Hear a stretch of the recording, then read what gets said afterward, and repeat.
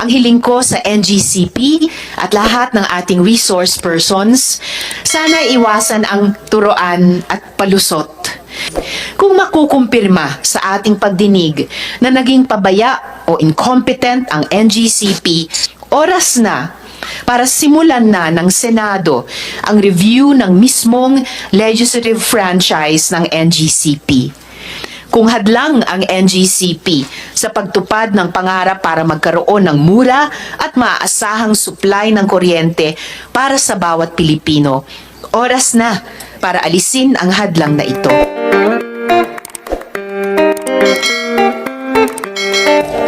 Senator Riza, please. Salamat, Chair. Magandang araw at manigong bagong taon po sa ating lahat. Bagamat sa totoo lang, nakakalungkot at nakakagalit na gaya ng sinabi na ni Chair, nandito na naman tayo sa panibagong investigasyon para sa panibagong blackout na nagdulot na naman ng malaking aberya at pagdurusa sa ating mga kababayan. Wala pa ngang isang taon yung nakaraang investigasyon ng Senado sa issue ng power outage sa bansa. Hindi na tayo natuto. Hindi na tayo nadala. Noong Enero 2, 2024, malawakang power outage ang sumalubong sa milyon-milyon sa aking mga kasimanwa sa Panay at Guimaras.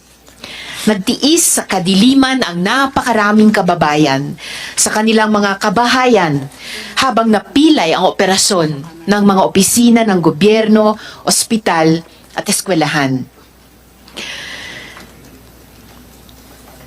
Malaking dagok ang dulot ng blackout sa mga negosyo. Gaya din ng sinabi ng Chair, sa Iloilo City pa lang, tinatayang 1.5 billion pesos ang nawala sa economic output ng syudad dahil sa ilang araw na walang kuryente. Sana'y masagot sa ating investigasyon ang pangunahing tanong ng ating mga kababayan. Ano ba ang nangyari? At sino ba ang dapat managot sa malawakang blackout sa Panay at Guimaras? At mas mahalaga, paano ba natin masisiguro na hindi na mauulit muli ang blackout sa mga darating na linggo at buwan, lalo na't palapit na ang summer season? At the center of this fiasco is the National Grid Corporation of the Philippines. Mismong si Presidente at ang Department of Energy itinuturo ang pagkukulang ng NGCP sa tungkulin nito bilang system operator. I hope the NGCP will address today the many questions regarding their action or inaction during the critical hours of the blackout.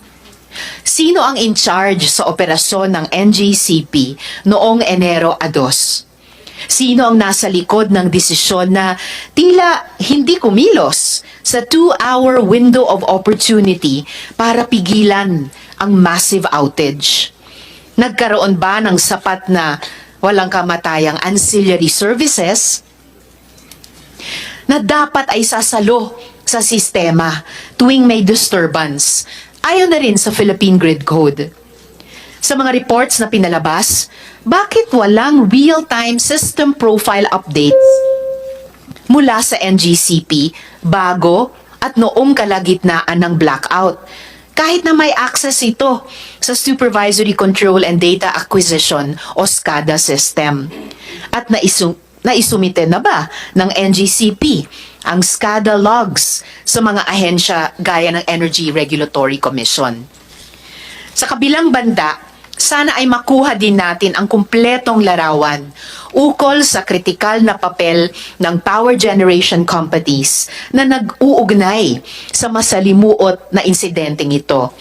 I also want to know more from the energy experts about the issues regarding frequency and system undervoltage and why understanding these technical issues is important for our comprehensive evaluation of what happened on Panay and Guimaras. Ang hiling ko sa NGCP at lahat ng ating resource persons, sana iwasan ang turoan at palusot.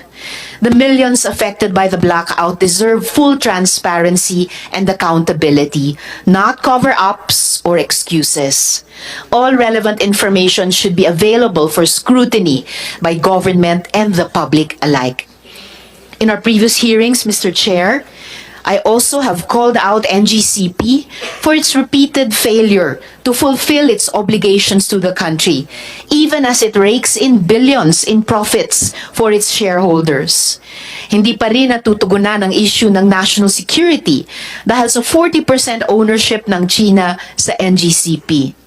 Sinusulong din natin ipatupad na ang refund ng 200 billion pesos na pass-on charges ng NGCP sa mga consumer matapos i-disallow ito ng ERC noong nakaraang taon.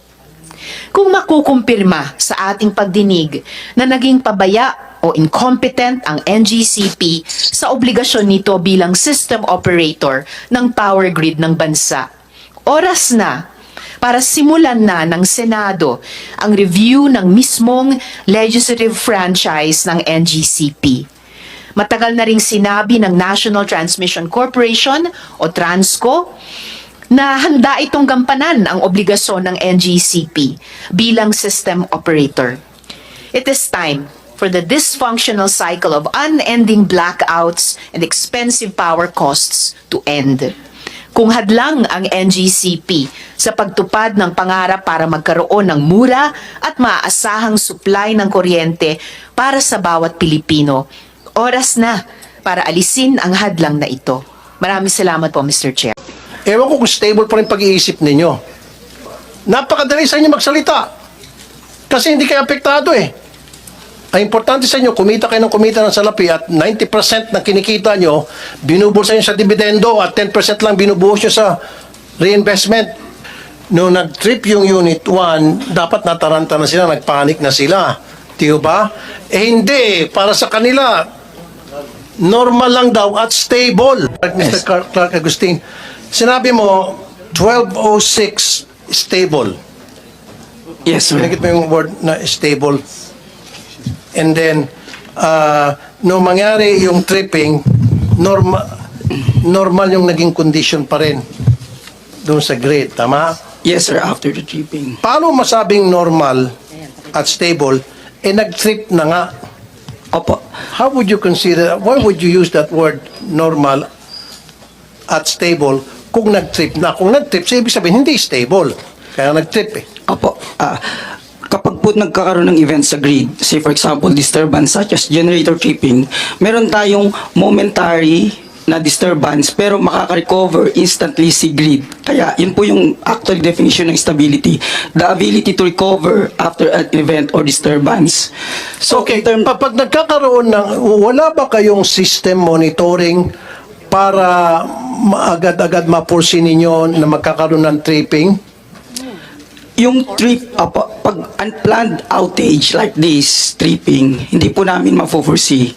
Pero pwede kami mag-prepare, i-prepare yung grid. Pero pero kung i-foresee, wala po kaming, Okay. especially kung internal yung problem. Okay, between 12:06 hanggang 2:19, meron 2 hours window yon na you could have done something to address the problem, but you did not. Bakit? Apo. Sir, for between 12:06 to 14:19, since stable pa nga po yung grid, normal limits ang voltage and frequency within the required. Wala po tayong overloaded na line. Walang tripping ng lines. Normal po. So, we did the normal dispatch, normal process, normal responsibility as system operations. As mentioned ka po ni PCPC, we advised them to adjust their MVAR output. Part po yun ng normal dispatch process. Kaya po kung makita nyo po, itong graph natin, yung band, yun po yung normal range. So from 12 noon up to 14:19 to 2:19 p.m., na-maintain po natin within normal range. Kaya nga, within normal range, Apo. yung 2-hour window period. Dahil wala kayong ginawang aksyon, nagkaroon ng domino effect. After ng PEDC Unit 1 nag-trip. Nag-trip din yung Unit 2 hanggang sa nagka-pasapasahan na sa PCPC. Yes, sir. So, you could have done something. Kaya tinatanong kanina, wala ba kayong way na para malaman na yung isang grade ng